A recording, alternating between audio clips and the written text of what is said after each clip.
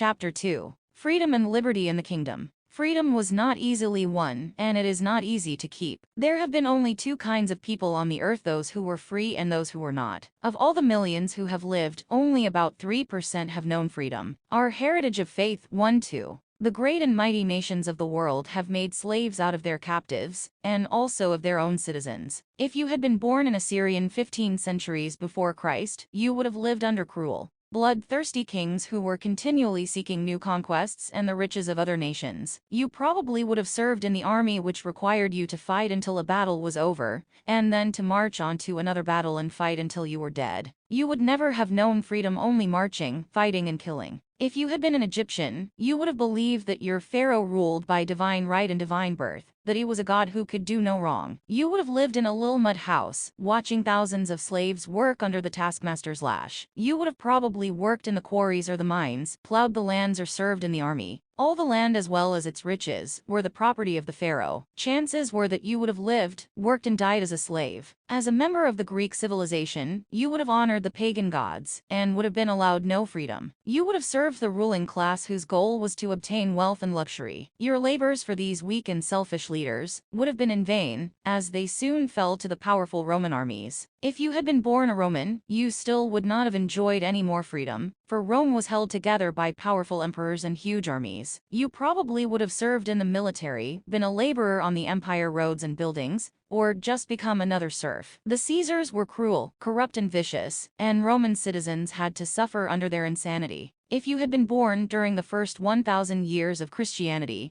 you would have seen the rise of other feudal powers that sent thousands of soldiers to their death. Perhaps you would have been sent to the Americas, where there was extensive slaughter of the natives for the glory of the Mother Church. The Crusades gradually came out of the Dark Ages, into the Renaissance, and then into a Reformation. But it was accomplished by shedding the blood of millions in the name of God. Where was the kingdom of God during the rise and fall of all these world kingdoms and cultures? Certainly among all the billions of God's children, there is some evidence of the existence of his kingdom. There must be a reason why so many of God's children knew nothing about his kingdom. This is one of the great mysteries pertaining to the kingdom of God. However, the words of Joseph Smith help to explain. I say, in the name of the Lord, that the kingdom of God was set up on the earth from the days of Adam to the present time. Whenever there has been a righteous man on earth unto whom God revealed his word and gave power and authority to administer in his name. And where there is a priest of God, a minister who has power and authority from God to administer in the ordinances of the gospel and officiate in the priesthood of God, there is the kingdom of God. TPJS, page 271.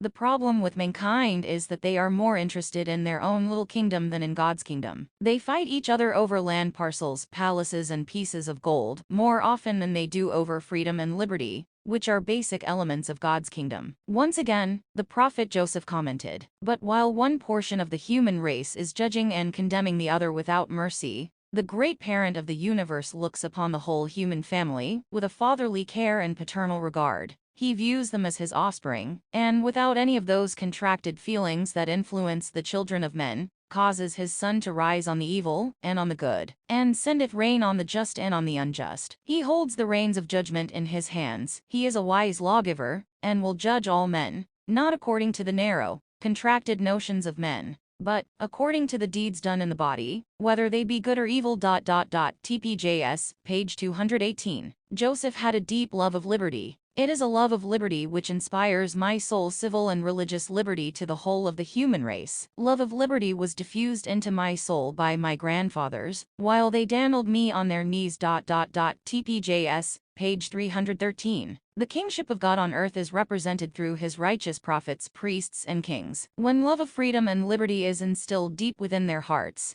they can then be true servants in the kingdom of God.